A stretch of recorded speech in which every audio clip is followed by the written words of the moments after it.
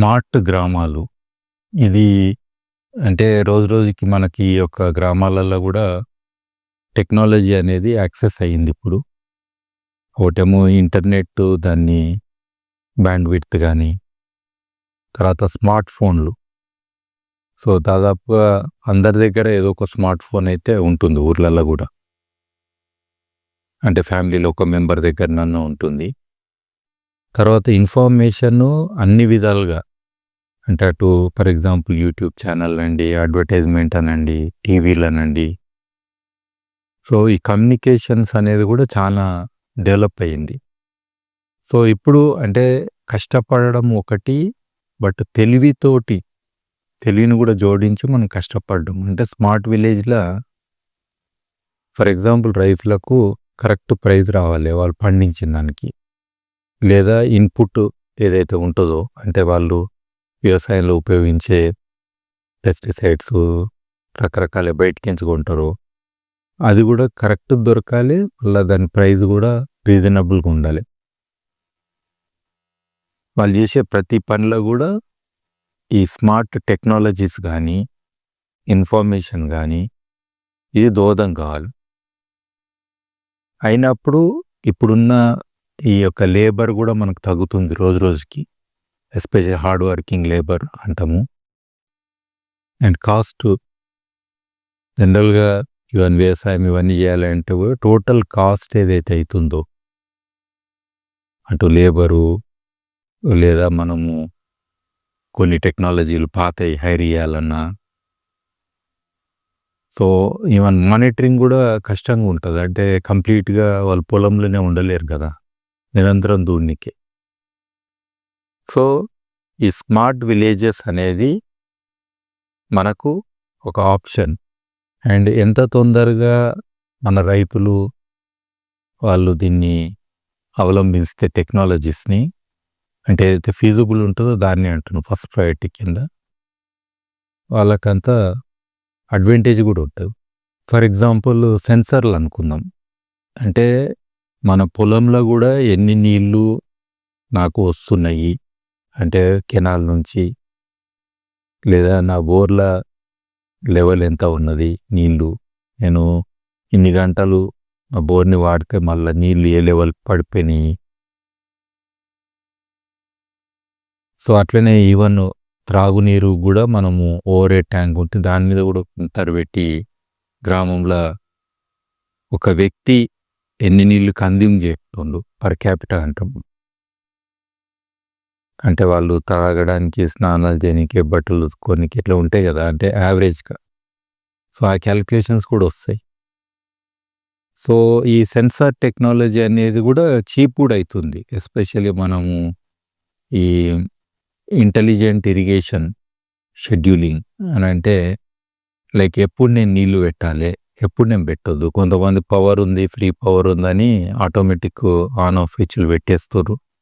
So, దాంతోటి నీళ్లు వారుతూనే ఉన్నాయి పొలాలల్ల. ఎక్కువ నీళ్ళు ఇస్తే గూడా ఎక్కువ లాభం లేదు. సో, ఆ సాయిల్ మాయిశ్చర్ సెన్సార్ అనేది డిఫరెంట్ డెప్త్‌లో పెడితే ఈవెన్ పెద్ద పెద్ద తోటలకైనా గానీ మనం ఎగ్జాక్ట్‌లీ ఈ లెవెల్‌లో ఇప్పుడు మాయిశ్చర్ లేదు. ఈ లెవెల్‌లో ఉంది. సో, ఇప్పుడు నేను ఆన్ చేయాలి. ఇట్లా వాళ్ళు ప్లాన్ చేసుకోవచ్చు. అట్లనే నీళ్ళ యొక్క క్వాలిటీ గూడా మనము తెలుసుకోవడానికి కొన్ని బేసిక్ టూల్స్ ఉన్నాయి. ఆఫ్‌కోర్స్ ఇవి అన్నీ గూడా మనం లోకల్ ల్యాబొరేటరీస్, స్కూల్‌లు బేస్డ్ క్రియేట్ చేస్తే అటు soil testing, water quality testing అది అటు పిల్లలు నేర్చుకుంటారు. ఎవరైనా సైన్స్ టీచర్ ఉంటే వాళ్ళని ఇన్‌చార్జ్ చేసి వాళ్ళ ద్వారా ఈ రెగ్యులర్‌గా చేపిస్తే గ్రామస్తులకు లాభం అయితది. సో, ఇది గూడా మనము చేయొచ్చు. కొన్ని ఆటోమేటిక్ క్వాలిటీ టెస్టింగ్ గూడా ఇన్‌స్ట్రుమెంట్స్ ఉన్నాయి. అవి కొంచెం కాస్ట్‌లీ ఉన్నాయి. సో, ఏదైనా ఒకటి మనం ఆప్షన్స్ తీసుకోవచ్చు ఇక్కడ. ఇదే గాకుండా మనకు సోలార్ పవర్ ఉంది. ఇప్పుడు అటు సోలార్ ఫెన్సింగ్ అని మనం చేస్తుంటాము. అటు పశువులు మేయకుండా అడవి పందులు ఇట్లా ఇవన్నీ వచ్చి పంటలను ఇది చేయొద్దని. సో, అవి గూడా ఆటోమేటిక్. తర్వాత నాకు సోలార్ పవర్డ్ పంపులు, మోటార్లు ఇవన్నీ ఉన్నాయి. అంటే గ్రౌండ్ వాటర్ మీద డిపెండ్ అయినోళ్ళు గూడా ఇది ఆల్టర్‌నేటివ్ రిన్యూవబుల్ ఎనర్జీ కింద వస్తది. దానికి పాలిసీస్ ఉన్నాయి. ఈవెన్ గవర్నమెంట్ సపోర్ట్ గూడా ఉంది. అది పెట్టుకొని గూడా మనము అంటే ఇండిపెండెంట్‌గా పవరు ఒక్కోసారి ఫెయిల్ అయినా మనకు పంట నష్టం గాకుండా వాళ్ళు చేసుకోవడానికి అవకాశం ఉంటది. ఇంకోటి ముఖ్యంగా ఏందనంటే ఈ యొక్క వాతావరణంని మానిటర్ చేయనీకే మనకు ఆటోమేటిక్ వెదర్ స్టేషన్స్ అని వచ్చినాయి. నేను ఈ కొత్తూరు అనే ఊర్ల, శ్రీరంగపురం ఊర్ల, ఇక్కడ మహబూబ్‌నగర్ జిల్లాల ఇవి ఒకప్పుడు పెట్టించడం జరిగింది. సో, దాని ద్వారా వాళ్ళు ఈరోజు ఎంత వేడి ఉంది, లేదా ఇయాల వర్షం పడతదా లేదా, లేదా విండ్ గూడా ఎంత స్పీడ్‌లో ఉన్నది, గాలిలో తేమ ఎంత ఉన్నది. ఫర్ ఎగ్జాంపుల్ గాలిలో తేమ, వేడి ఈ రెండిటితోటి గూడా మనకు పంట మీద పట్టే పురుగు గానీ, చీడపీడ అంటాం గదా! ఈవెన్ ఫంగల్ ఇన్ఫెక్షన్స్ ఏమన్నా అయ్యేదుంటే ఇవన్నీ రిలేట్ అయ్యి ఉంటాయి. సో, కంప్లీట్‌గా వెదర్ ఇన్ఫర్మేషన్ అనేది అటు స్మార్ట్‌గా పంటలు పండించడమే గాకుండా ఈవెన్ ప్రాసెసింగ్. ఇయాల నేను వడ్లు ఎండేయాలి. ఇయాల వర్షం పడతదంటే ఎందుకు ఎండేస్తా బయట? మళ్ళా తడిచిపోతాయి గదా! సో, అట్లా ఆ ప్లానింగ్ గూడా లాంగ్ టర్మ్ జేయొచ్చు. ఇది లోకలైజ్డ్ వెదర్ స్టేషన్ గాబట్టి మనకి ఎగ్జాక్ట్‌లీ ఆ ఊర్లో ఎంత వర్షం పడ్డది అంటే ఆ ప్రాంతానిది మనకు ఇన్ఫర్మేషన్ వస్తుంది. అండ్ ఇది smart automatic. IP enabled, WiFi enabled ఇట్లున్నాయి. ఇట్లా లింక్ అయ్యి మనకు ఫోన్‌లలో వస్తాయి. అంటే రైతులకు ఫోన్‌లోనే ఇన్ఫర్మేషన్ నిరంతరంగా వస్తది. అప్పుడు నేను ప్రాజెక్ట్ స్టార్టింగ్‌లో అంతా ఇంటర్నెట్ లేకుండే. సో, గోడ మీద రాపిచ్చేటోళ్ళం.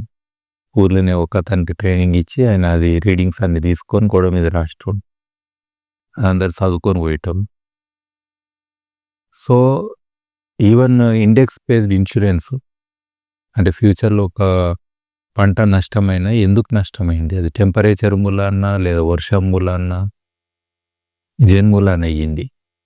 సో, ఈ పరిస్థితులు కాబట్టి నాకు ఇంత ఇన్సూరెన్స్ అమౌంట్ రావాలి. అంటే పంట మొత్తం నష్టం కాకుండా సరే సగం నష్టమైనా మనకు ఇన్సూరెన్స్ అనేది వస్తది. సో, అలాంటి సిస్టమ్స్‌ని స్ట్రెంథెన్ చేసుకోవచ్చు గ్రామాలలో ఈ సిస్టమ్స్ ఉంటే. అట్లనే ఎవాపో ట్రాన్స్‌పిరేషన్ అంటాం. అంటే ఎంత నీళ్లు డైరెక్ట్ ఆవిరైపోతున్నాయి. అట్లనే చెట్ల ద్వారా ఫోటోసింథసిస్ ప్రక్రియల ట్రాన్స్‌పిరేషన్ అంటాం. అట్లా కూడా మళ్ళీ మాయిశ్చర్ పోతుంది. ఒక గ్రామంలో ఎంత అవుతున్నది. వాల్యూస్ కూడా చాలా ఇంపార్టెంట్. అట్లనే మనము డైరెక్ట్ చూడ్డానికి ఇప్పుడు ఒక దిక్కు సెటిలైట్ ఇమేజరీస్ ఉన్నాయి. అవి ఫ్రీగా చాలా ఉంటాయి. దాన్ని ఎట్లా ఇంటర్ప్రెట్ చేయాలి?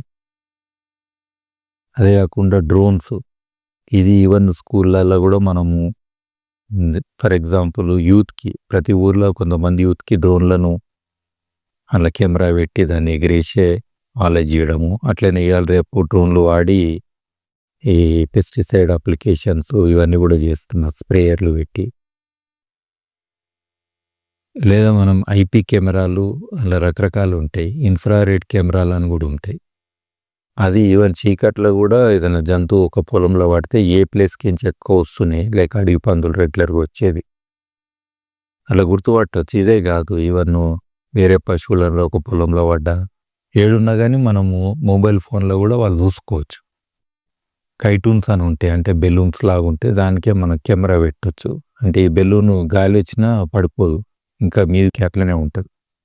సో, అలాంటి దాంట్లో పెట్టి కూడా మరి మనం కంప్లీట్ మానిటర్ చేయొచ్చు. ఊరు మొత్తాన్ని మానిటర్ చేయొచ్చు. ఒక 2, 3 కెమెరాలు పెట్టి కూడా 2, 3 కైటూన్స్ పెట్టి లేదా మనకు ఇయాల టవర్లు ఉంటాయి. సెల్ ఫోన్ టవర్లు ఇవన్నీ.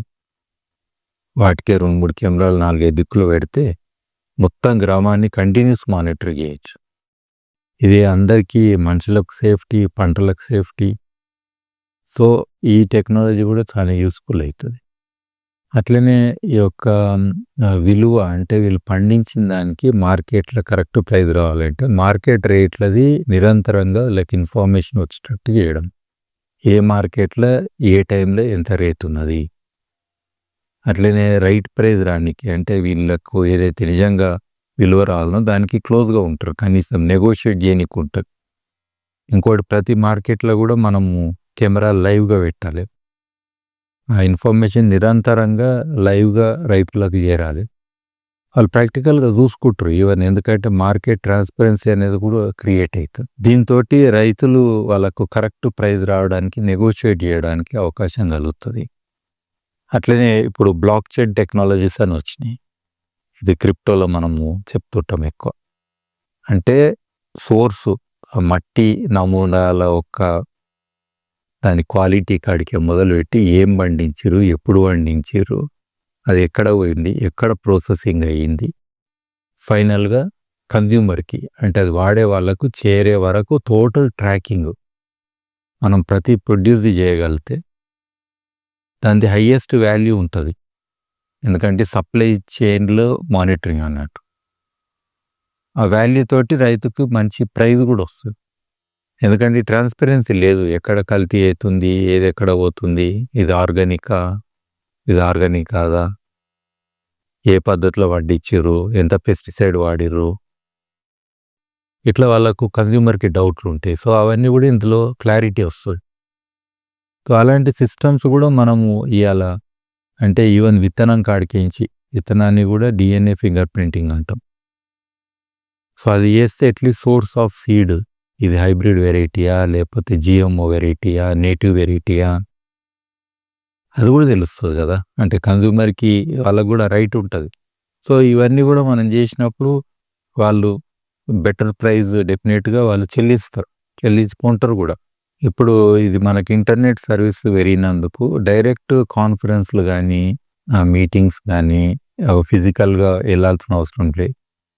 చాలా గ్రామాలలో ఇది రైతుల కోసము వేదికలు అని విడిగా చిన్న కాన్ఫరెన్స్ హాల్ ఇలాంటివి కూడా కట్టిర్రు. అక్కడనే వీడియో కాన్ఫరెన్సింగ్ ద్వారా ప్లస్ ఊర్లలో ఉన్నోళ్ళకి హెల్త్ కూడా టెలిమెడిసిన్ అని అంటాం.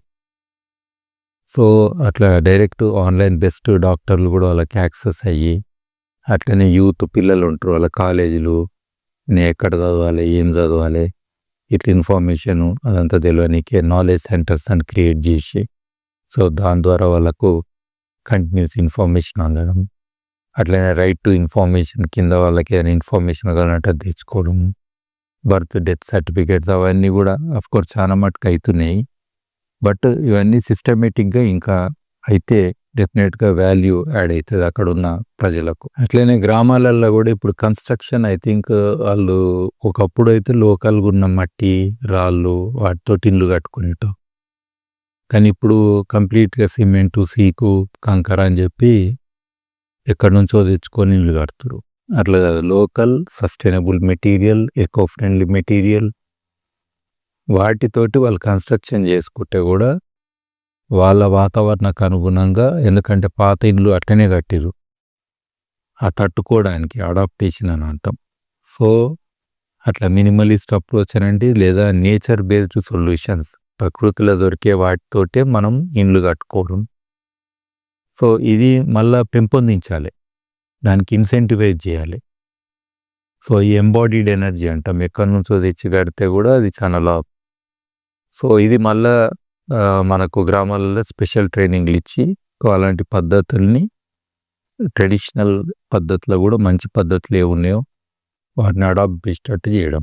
అట్లనే ఈ కోల్డ్ స్టోరేజ్ ఇవి కడుతురాడ, but community based cold storage rooms create చేసి దాని యొక్క టెంపరేచర్, హ్యూమిడిటీ, పెస్ట్, సో ఇవన్నీ కూడా వాళ్ళు మానిటర్ చేసి, గోడౌన్స్ అని ఉన్నాయి ఊర్లలో, అవి ఎట్లనో కట్టి పడేసారు కొన్ని ప్లేస్లో, వాటిని కన్వర్ట్ చేయాలి, దానికి సోలార్ పవర్ అవన్నీ లింక్ చేయొచ్చు. అట్లనే ఊర్లలో పవర్కి సోలారు, విండ్, మినీ హైడల్, ఇట్లా రకరకాల ఈవెన్ బయోగ్యాస్ బేస్డ్ పవర్ ప్లాంట్లు కానీ, even biogas for cooking, so ఇవన్నీ కూడా ఇంటిగ్రేట్ చేయొచ్చు. అట్లనే మన బయోచార్, ఇది నేను చెప్పే సైన్స్ కూడా, దాని బొగ్గు ఆధారంగా మనము మట్టిలో వేస్తే ఇతర ఎరువులతో కలిపి పంట కూడా నేను 3 4 ఎక్కువ దిగుబడి వచ్చినాయి ఎగ్జాంపుల్ చూసిన. సో అలాంటి ఈ క్లైమేట్ ఇంజనీరింగ్ టెక్నాలజీస్ అలాంటివి కూడా వాళ్ళు అడాప్ట్ చేసుకుంటే మంచిది. అటు నీళ్లు మంచిగా అవుతుంది, మట్టి మంచిగా అవుతుంది, పంట బాగుంటుంది, మళ్ళీ ఈ గ్లోబల్ వార్మింగ్, క్లైమేట్ చేంజ్ వాటికి కూడా సొల్యూషన్ అవుతుంది. సో ఇందులో ఎన్నో విధాలుగా అడ్వాంటేజెస్ ఉన్నాయి. వేస్ట్ మేనేజ్మెంట్ ఇప్పుడు చాలా ఊర్లల్లో మనకు చెత్త చెదారము అయ్యనో గుంతలల్లో అక్కడ ఊరవతల తీసుకెళ్ళి వేస్తారు. కోర్స్ గవర్నమెంట్ కూడా అది కట్టింది కొన్ని ప్లేస్లు, అక్కడ వేస్ట్ సెగ్రిగేషన్ అని చెప్పి తొట్లలా కట్టాం. ఉత్త నమూనాకి ఓ దగ్గర ప్లాస్టిక్, ఓ దగ్గర గ్లాసు, ఇంకో దగ్గర ఇంకోటి ఇనుము గినుము అట్లా ఇది చేసి అట్లా పెడతారు శాంపుల్. ఆ సెగ్రిగేషన్ చేసేది లేదు.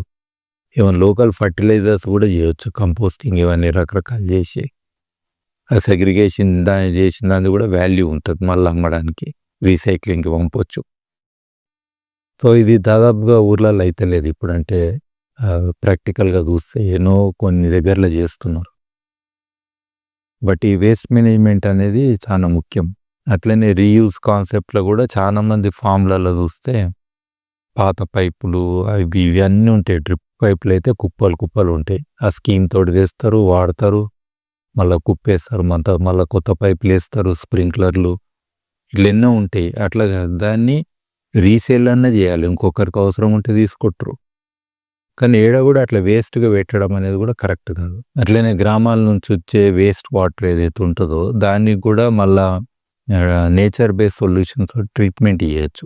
ఎందుకంటే చాలా మటుకు నీళ్లు పోయి, ఎందుకంటే ప్రతి ఊర్లో ఇప్పుడు మోరీలు అవన్నీ ఒకటేమో ఇంకుడు గుంతలని చేసి మనం అక్కడనే నీళ్లు ఇంకేటట్టు చేయడం ఒక అవకాశం. రెండోది ఒకవేళ బయటికి వెళ్ళిన డ్రైనేజ్ ద్వారా మరి అక్కడ బయటికి వెళ్ళినాక కూడా అక్కడ పందులు, దోమలు ఇట్లన్నీ తయారవుతుంది. అక్కడ నేచర్ బేస్డ్ సొల్యూషన్ కింద మన క్రియేటెడ్ వెట్లాండ్ ఎకోసిస్టమ్ లాగా మనం కొన్ని చెట్లు దాన్ని అబ్జర్వ్ చేసి పొల్యూటెంట్ అబ్జర్వ్ చేసి అని చేస్తే మళ్ళీ మంచి నీళ్ళు అయ్యి ఆ నీళ్లు మళ్ళీ పొలాలకు వాడుకోవచ్చు. సో ఇలాంటివి కూడా లోకల్గా క్రియేట్ చేయొచ్చు మనం ఊర్లలో. అయితే ఇది కావాలంటే డెఫినెట్గా స్కిల్స్ నాలెడ్జ్ ఉండాలి. కాబట్టి మనకు లోకల్ స్కూల్స్ ఏవైనా కాలేజెస్ నియర్ బై ఉంటే అక్కడున్న వీళ్ళకు ఎస్పెషలీ హై స్కూల్ చిల్డ్రన్కి, యూత్కి, కాలేజ్ పిల్లలకు ట్రైనింగ్ ఇవ్వాలి ఇవన్నిటి మీద.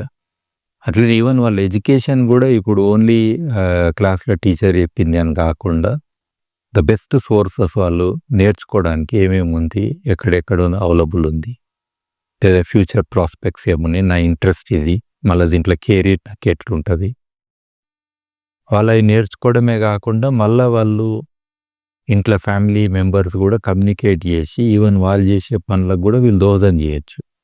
ఎందుకంటే వీళ్ళు కొంచెం క్విక్గా స్మార్ట్గా ఉంటారు, నేర్చుకోవడంలో కూడా ఫాస్ట్గా ఉంటారు. కాబట్టి మళ్ళీ నాలెడ్జ్ ఫ్యామిలీకి కూడా ట్రాన్స్ఫర్ చేయొచ్చు. సో ఇది ఆన్లైన్ కోర్సులు జాయిన్ కావడము, లేదా స్కిల్ డెవలప్మెంట్ కోర్సులు జాయిన్ కావడము, లేదా ప్రతి గ్రామంలో కూడా కొన్ని హబ్స్ క్రియేట్ చేయాలి, ఏది రిపేర్ హబ్స్ అని. అక్కడ ఏ ప్రాబ్లం ఉన్నా ఒకవేళ సెన్సర్ పని చేయకుండా వాళ్ళే లోకల్గా దాన్ని ఇది చేసుకునేటట్టు, ఎవరో వచ్చి చేస్తారని కాదు. సో అట్లా చేస్తే కంటిన్యూటీ ఆఫ్ సిస్టమ్స్ ఉంటుంది అన్నట్టు. చాలా మటుగా చిన్న రిపేర్ ఉంటుంది, దానికి ఎక్కడి నుంచో ఎవరో వచ్చి దాన్ని మంచి చేయాలంటే కరెక్ట్ కాదు. ఫర్ ఎగ్జాంపుల్ స్ట్రీట్ లైట్స్ ఉంటాయి, దాన్ని కూడా టీము కంటిన్యూస్గా మానిటర్ చేసి ఆ బల్బులు పోతే మళ్ళీ పెట్టడము, లేదా సోలార్ స్ట్రీట్ లైట్స్ పెట్టడము, ఆ సోలార్ ప్యానల్ అసెంబ్లీ లోకల్గా మహిళలతో కూడా చేయించవచ్చు. అట్లనే టార్చ్ లైట్లు ఇవన్నీ కూడా వాళ్ళతో చేయించవచ్చు. సో ఈ రిపేర్ సెంటర్లు లేదా నాలెడ్జ్ సెంటర్స్ లేదా ఇలాంటి హబ్స్, సో ఇవన్నీ క్రియేట్ చేస్తే ఈ ఏదైతే స్మార్ట్ టెక్నాలజీస్ అనండి, అంటే ఫ్యూచర్లో అయితే ఎట్లయితే అంటే మనకు ఒక రైతు నాగళ్ళు అనేది పోయింది, ఇప్పుడు ట్రాక్టర్లు వచ్చినాయి, దాదాపు ఎడ్లు నాగళ్ళు అవి లేవు. మళ్ళీ ఫ్యూచర్లో రోబోటిక్ డ్రైవర్లెస్ ట్రాక్టర్లు ఇలాంటివి వస్తాయి, ఈవెన్ కంబైన్ హార్వెస్టర్లు ఇలాంటివి కూడా వచ్చినాయి. సో టెక్నాలజీ ఫాస్ట్గా చేంజ్ అవుతుంది. సో అవి వచ్చినప్పుడు మరి వాటికి రిపేరు, దాని ఒక మెయింటెనెన్సు లేదా డ్రైవింగ్ స్కిల్స్ ఇవన్నీ కూడా ఇంటిగ్రల్ పార్ట్ చేయాలి. సో కాబట్టి కంటిన్యూస్గా అప్డేట్ అయ్యి నిరంతరంగా నేర్చుకొని నేను అడాప్ట్ చేసుకోవడము అది చేస్తే డెఫినెట్గా స్మార్ట్ విలేజెస్ తప్పది. హార్డ్ వర్కింగ్ పీపుల్ కావాలి, కానీ స్మార్ట్ పీపుల్ కూడా కావాలి. హార్డ్ వర్కింగ్ ప్లస్ స్మార్ట్నెస్ రెండుతోటి డెఫినెట్గా మనము ఇంకా ఫ్యూచరిస్టిక్ అవుతాం. అంటే నేను ఇక్కడ టోటల్గా స్మార్ట్ విలేజెస్ ఎందుకు చెప్పిన అంటే ఫైనల్గా ట్రెడిషనల్ విలేజెస్ నాకు చాలా ఇష్టం, కానీ ఆ పరిస్థితులు ఇప్పుడు లేవు. ఒక పీరియడ్ ఈ మోడర్నైజేషన్ అనే దాంట్లో, టెక్నాలజీస్ అనే దాంట్లో, లేదా లేబర్ ఛాలెంజెస్ అనే దాంట్లో, లేదా మనకున్న వనరులు కూడా తగ్గుతున్నాయి. డీఫ్రాగ్మెంటేషన్ ఆఫ్ ల్యాండ్స్ ఇవన్నీ. అంటే కొత్త టెక్నాలజీస్ అడాప్ట్ చేసుకుంటేనే ముందడికెళ్తామన్న పరిస్థితి వచ్చింది. కాబట్టి స్మార్ట్ విలేజెస్ అనే దాంట్లో ఇవన్నీ అడాప్ట్ చేసుకుంటేనే మళ్ళా సుస్థిరత అనేది ఉంటుంది, కంటిన్యూటీ. లేకపోతే చాలా కష్టం. అంటే గ్రామాలు ఉనికిపోతుంది. మళ్ళా ఈ గ్రామాలు ఏదైతే సర్వీసెస్ ఇస్తున్నారో మొత్తం సమాజానికి, అవి కూడా అయిపోతాయి. చాలా డేంజర్ అది. ల్యాండ్ ఉండడం గొప్ప కాదు, ల్యాండ్ని నిరంతరంగా యూజ్ చేయడము, మళ్ళా ల్యాండ్ ఒక క్వాలిటీని రక్షించడం లేదా మంచి చేయడం. ఇంకా అట్లా ప్రతి వనరు మీద అదే ఉంటుంది మనకు. వాటిని ఆధారంగా జీవిస్తాం, కానీ వాటికి రెస్పెక్ట్ఫుల్గా మళ్ళీ మంచిగా ఉండాలి. సో కాబట్టి ఇవన్నీ నిరంతరంగా సాగాలంటే ఈ టైం అండ్ స్పేస్ అని అంటాం. అంటే టైం పరంగా ప్లస్ ఏ ప్రాంతము ఎక్కడున్నాం అనే దాంట్లో మనం అవలంబిస్తేనే ముందడు సాగుతాం.